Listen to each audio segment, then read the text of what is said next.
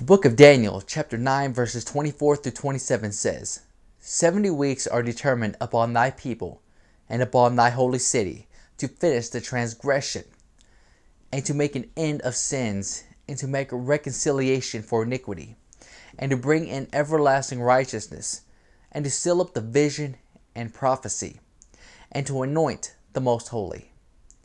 Know therefore and understand that from the going forth of the commandment to restore and to build Jerusalem unto the Messiah the Prince shall be 7 weeks, and 62 weeks.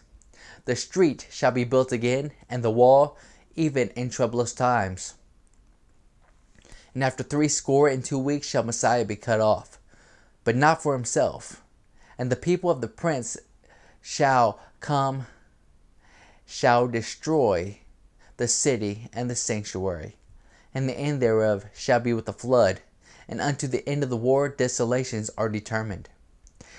And he shall confirm the covenant with many for 1 week, and in the midst of the week he shall cause the sacrifice and the oblation to cease, and for the overspreading of abominations he shall make it desolate, even until the consummation, and that determined shall be poured upon the desolate. One of the most amazing prophecies in the Bible, and of special importance to Seventh-day Adventists, is the 70-week prophecy of Daniel 9, 24 through 27. Based on these verses and others, especially Daniel 8, our pioneers discovered the truth about the heavenly sanctuary, which Ellen G. White called the foundation and central pillar of our faith. To void the 70-week prophecy is then to avoid the justification for our existence. Though heavy laden with history and theology, the 70-week prophecy itself, just the numbers, is quite simple. It starts out with 70 weeks. The angel Gabriel says that 70 weeks are determined for your people and for your holy city. So it begins with 70 weeks or 490 days. Gabriel then says that from the going forth of the command to restore and build Jerusalem until Messiah the Prince, there shall be 7 weeks and 62 weeks. A score means 20, so 62 weeks. So 7 weeks plus 62 weeks come to 69 weeks or 483 days. Thus 69 of the 70 weeks are immediately accounted for. Plus this gives us the starting point of the 70 weeks. All that remains is 1 week, the last, the 70th week. That week immediately appears in the next verse when Gabriel says, and after the 62 weeks Messiah shall be cut off, but not for himself. After what 62 weeks? The 62 weeks of the previous verse, which followed the 7 weeks. Thus, after the 7 weeks and the 62 weeks, that is, after 69 weeks, the Messiah will be cut off. And because only 1 week remains in the prophecy, this verse is referring to the 70th week, the last 7 days. This final week is depicted again. Then he shall confirm a covenant with many for 1 week. But in the middle of the week, he shall bring an end to sacrifice and offering. In the midst of the last week, or in 3.5 days, the sacrifice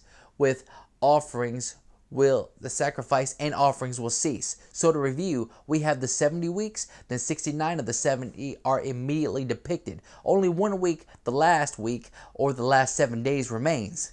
Then 3.5 days through the last week, the sacrifice and the oblation will cease. What does this all mean? First, the command to restore and build Jerusalem, its starting point was in 457 BC. One of the firmest dates in biblical antiquity. So from 457 BC to the Messiah the Prince, Jesus was how long? The text says 69 weeks, 483 days, or about 1 year and 4 months. That length, of course, can't be correct because it would have the Messiah Jesus coming almost half a millennium before he did. But if one applies the day-year principle, the 69 weeks or 483 days becomes 483 years, which brings us to AD 27, the year that Jesus was baptized. The ministry of Jesus himself proves the validity of the day-year principle.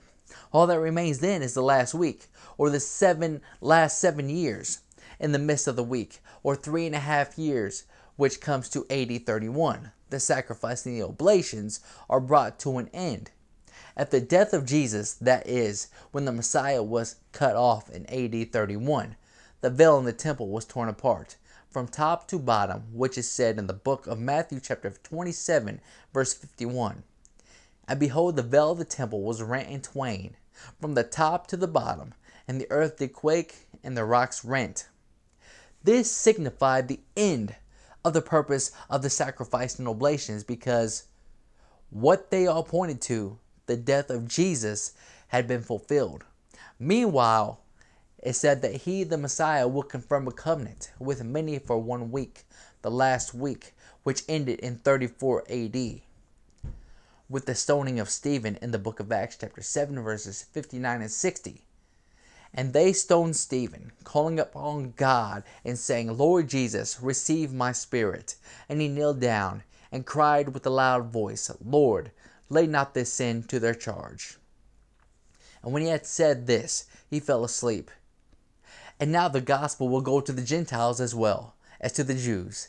So in short, there are 70 weeks. 69 of the 70 bring us to Jesus. The last week remains in the midst of that week, or 3.5 days. Jesus is crucified. Then the prophecy ends with the stoning of Stephen. So recap, 457 BC kicks off the 70-week prophecy by the rebuilding of Jerusalem. After 69 weeks or 483 years, Jesus was anointed at his baptism and begins his ministry in 27 AD. 3.5 years later, in the spring of 31 AD, Jesus is crucified and ends the sacrifice and oblations. Then 3.5 years later, in 34 AD, Stephen is stoned and the gospel is now given to the Gentiles as well. And that concludes the 70-week prophecy. And for a visual, I uploaded a timeline to my website, which is everlastingrockministries.org. So until next time, this is John Tinsley with Everlasting Rock Ministries. And always remember, the truth never fails. God bless you.